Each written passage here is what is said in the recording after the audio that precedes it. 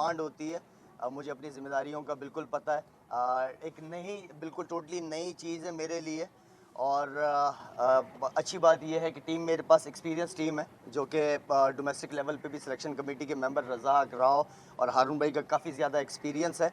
तो ऐसे कोई प्रॉब्लम तो नहीं नज़र आ रही, लेकिन जो चीज़ें मुझे नज़र आ रही है वो सबसे बड़ा जो प्रॉब्लम मैं समझता हूँ वो कम्युनिकेशन गैप की जो है वो मुझे बहुत नज़र आया है।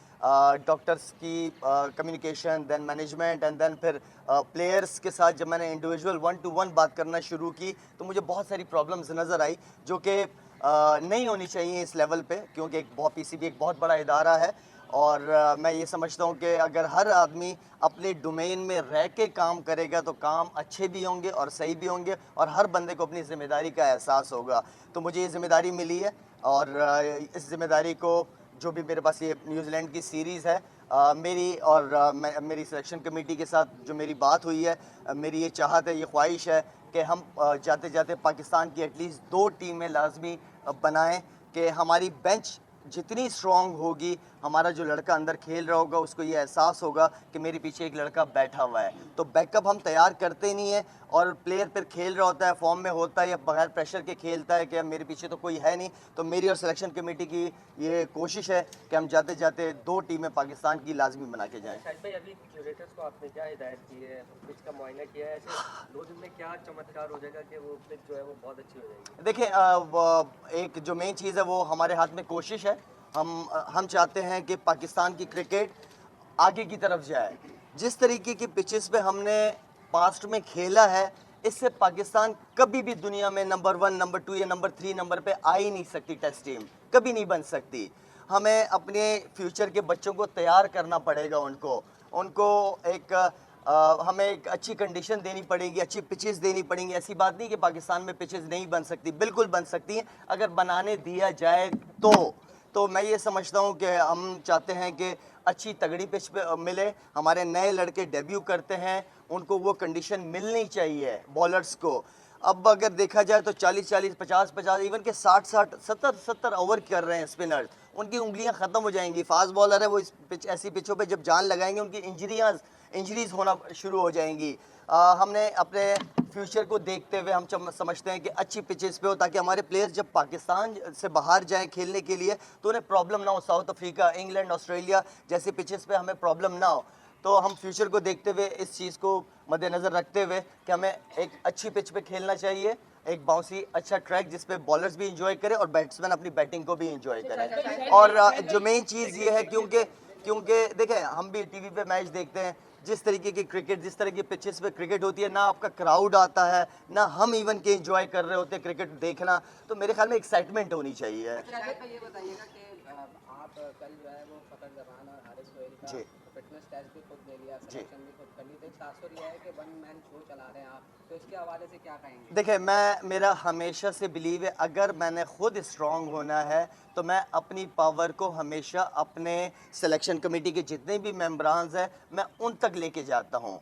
मैं अकेला कभी भी शोर चलाने की कोशिश नहीं करता। पावर शेयरिंग से आप खुद पावरफुल होते हो और ये टीम गेम होता है, ये टीम, ये ट्रस्ट है मेरा। मुझे अपनी सिलेक्शन कमेटी पे एक ट्रस्ट है कि हमें ट्रस्ट डेवलप करना पड़ेगा। इसी ट्रस्ट को हम अपने कप्तान तक लेके जाना चाह रहे हैं, पाकिस्तान टीम की मैनेजमेंट तक लेके जाना चाह रहे हैं कि वो हमें उन पे ट्रस्ट है, उन्हें हम पे ट्रस्ट होना चाहिए और हर बंदा अपने डोमेन में रह के जब काम करेगा तो इंशाल्लाह चीज़ें खुद ब खुद ईजी हो जाएंगी।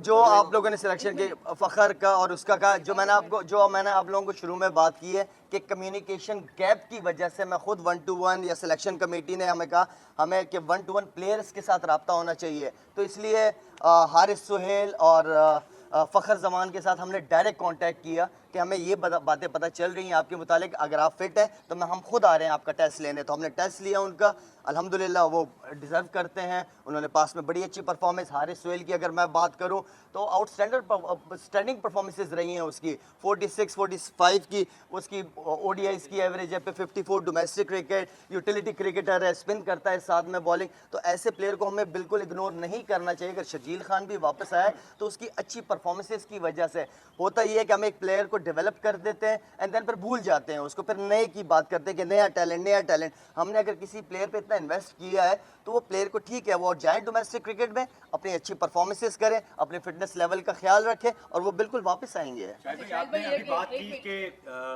फखर और हारिस को आपने खुद चेक किया क्योंकि आप कुछ इत्तलात मिल रही थी, क्या ये टीम मैनेजमेंट की तरफ से आपको कुछ और बताया जा रहा था, हकायक कुछ और थे इन दोनों की फिटनेस के हवाले से, इस पर थोड़ा सा बता दें। फैज़ान मैं सिर्फ ये बात करूँगा कि कम्युनिकेशन गैप बहुत ज़्यादा है और अल्हम्दुलिल्लाह क्योंकि हारून भाई की एक्सपीरियंस की वजह से काफ़ी अरसे से हैं तो हमें चीज़ें मैनेज करना ईजी हो रही हैं।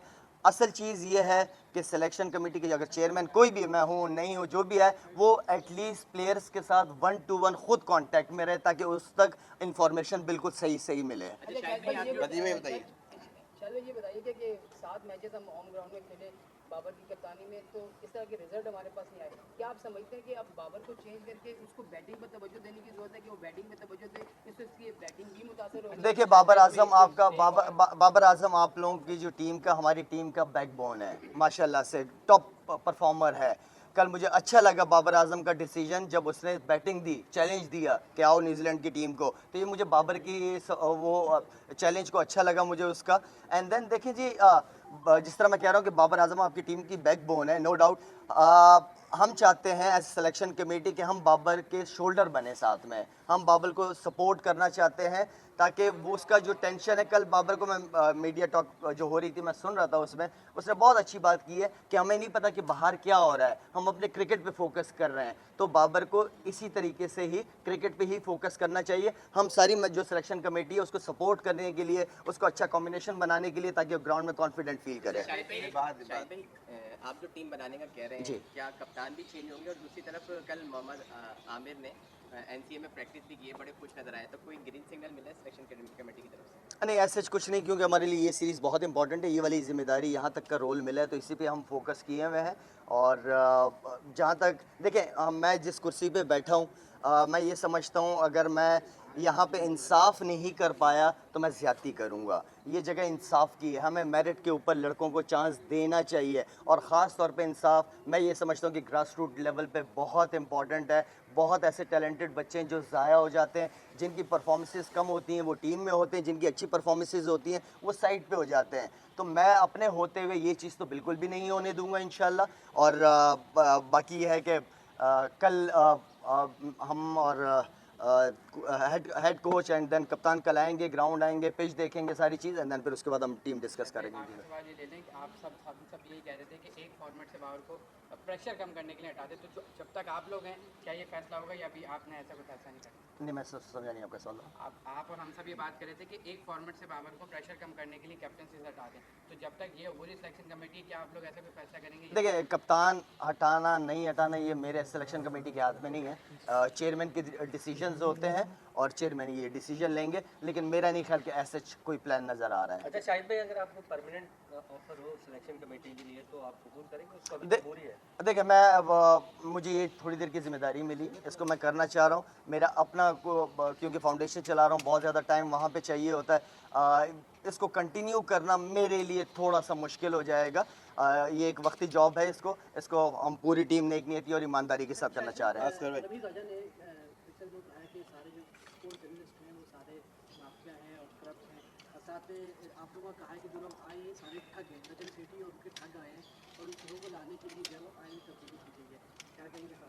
देखें किसने, रमीज़ भाई ने क्या कहा, दूसरे ने क्या कहा, तीसरे ने क्या कहा, मेरे ख्याल में मैं अगर अपने ही दायरे में रह के काम को करूं और उसका रिज़ल्ट दूं, अल्हम्दुलिल्लाह अल्लाह ने मुझे इतना बड़ा दिल दिया हुआ है, अगर मैं कोई गलती करता हूं तो उसकी मानने की हिम्मत है मेरे अंदर, इतनी ताकत है कि मैं फ़रिश्ता तो हूँ नहीं, इंसान हूँ, गलतियाँ हर एक से होती हैं, तो वो गलती की ताकत, उसको कबूल करने की ताकत मेरे अंदर है। शायद आखिरी सवाल ये कि जो मैं ब्लेम गेम नहीं खेलता, मेरी आदत नहीं है किसी पे इल्ज़ामात लगाने की। 11 जो बनेगी टेस्ट मैच की, इन्हीं प्रोबेबल्स में से बनेगी या कुछ बाहर से कुछ प्लेयर आएगा? नहीं इंशाल्लाह मस्जिद इसी में से प्लान है, इसको कल डिस्कस करेंगे ज़रा अच्छी तरीके से कुछ, इसलिए कि मैं चाहता हूँ कि कप्तान और हेड कोच की तरफ से भी हम सुने कि वो क्या चाहते हैं। पिच थोड़ा सा चेंज करने की कोशिश की हमने, थोड़ी एक्साइटमेंट होनी चाहिए, थोड़ा बॉलर्स भी, बैट्समैनों के साथ साथ बॉलर्स को भी थोड़ा सा, मेरा मतलब है कि बॉलिंग इंजॉय कर सकें वो लोग। लास्ट भाई करना है।